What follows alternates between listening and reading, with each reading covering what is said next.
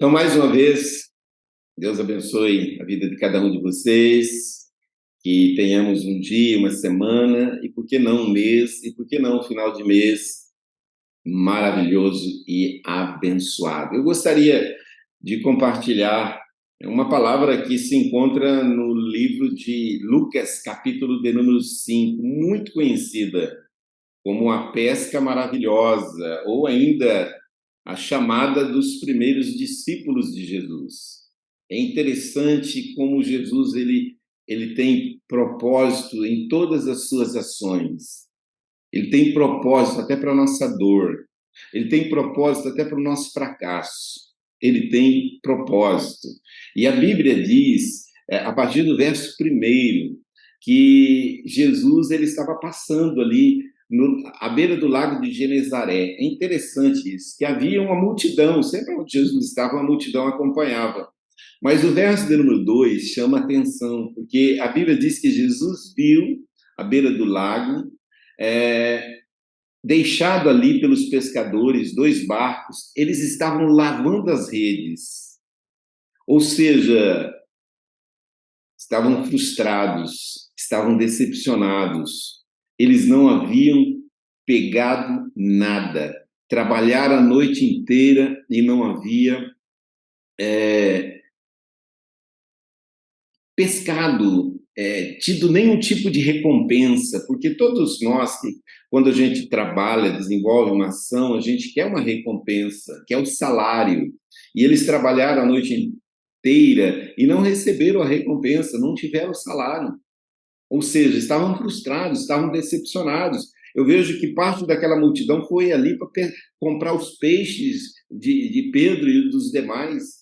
E agora estavam eles lá, não tem, não conseguimos, né, se desculpando e lavando as redes e frustrados. Propositamente, de repente, aparece Jesus aonde? Naquele cenário, naquele lugar onde era a empresa de Pedro. Olha como Jesus ele quer entrar em todas as áreas das nossas vidas. Se você observar o livro de Lucas, capítulo 4, verso 38, verso 39, você vai observar que Jesus já estivera na casa de Simão.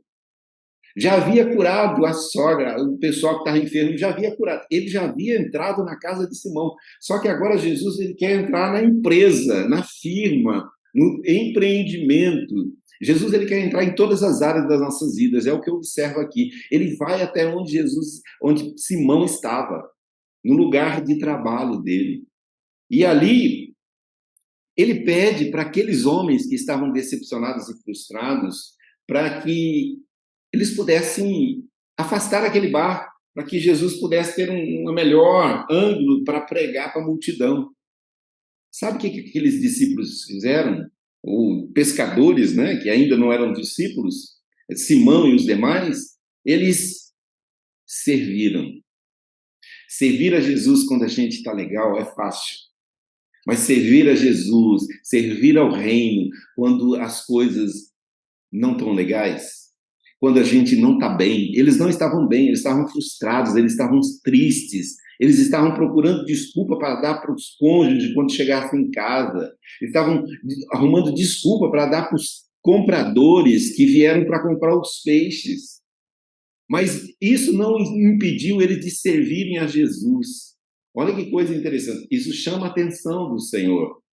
Você, mesmo quando em lágrimas, mesmo quando você não está nada bem, mas você continua fazendo o bem, isso chama a atenção do Senhor. Eles serviram a Jesus com o barco.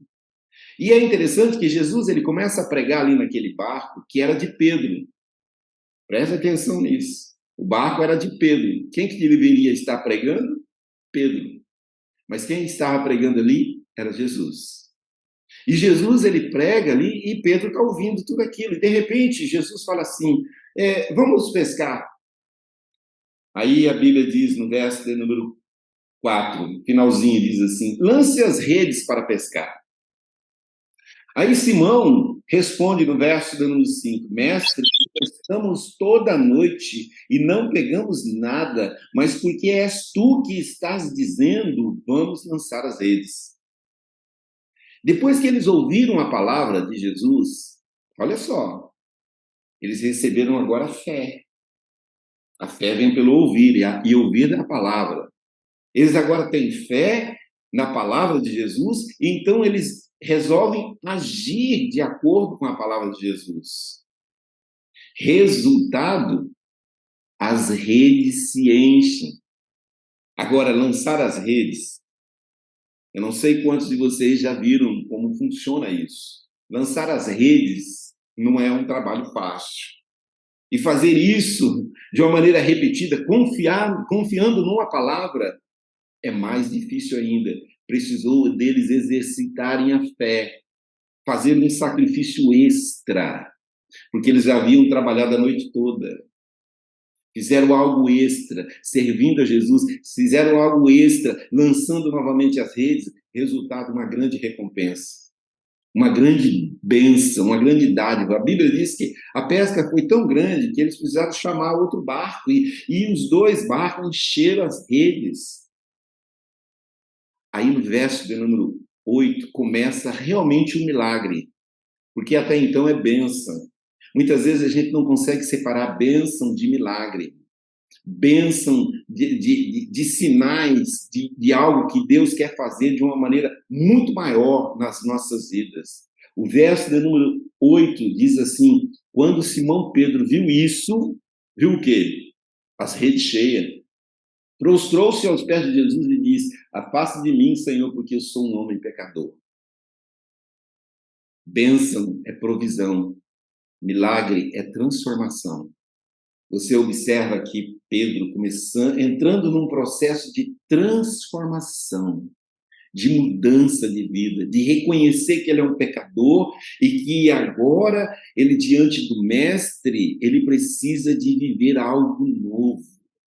Olha o milagre acontecendo aí. E aí, conforme o milagre começa a acontecer, diz a Bíblia que todos ficaram perplexos diante daquela pescaria. Aí Jesus fala para Simão e para os demais: a partir de hoje eu vou fazer de vocês pescadores de homens. A Bíblia diz no verso de número 11, que então eles arrastaram seus barcos para a praia e deixaram tudo e o seguiram.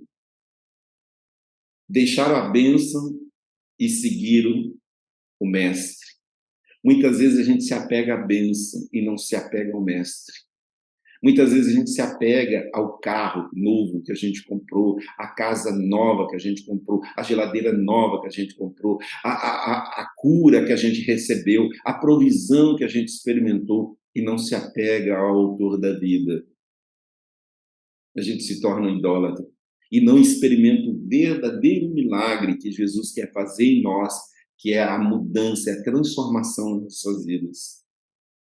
Quando você observa o que acontece agora com Pedro, e a transformação que ele começa a experimentar na vida dele, aí você vai ver, lá no capítulo de número 2 do livro de Atos, esse mesmo Pedro, que havia cedido o seu lugar no barco, ele era dono do barco, para Jesus pregar, ele agora está no barco, chamado igreja, pregando, e 3.000 pessoas se convertendo. Olha o milagre aí.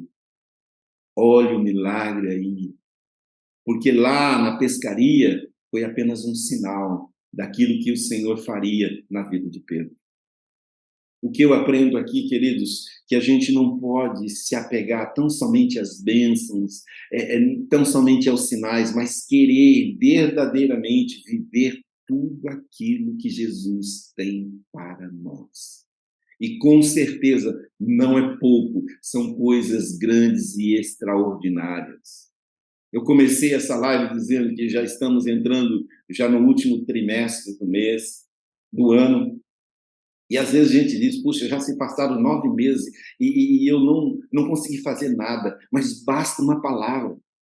Aqueles homens passaram a noite toda trabalhando e não conseguiram nada, mas quando eles decidem esforçar um pouco mais, servir um pouco mais, agir um pouco mais, obedecer um pouco mais, eles experimentam uma bênção gigantesca que é compartilhada com os demais pescadores, mas mais do que isso, Pedro e os demais começam a vivenciar o milagre do novo nascimento, o milagre da vida nova, o milagre de agora ter um Senhor como seu Salvador, como seu direcionador, como seu capacitador, como Senhor da vida deles.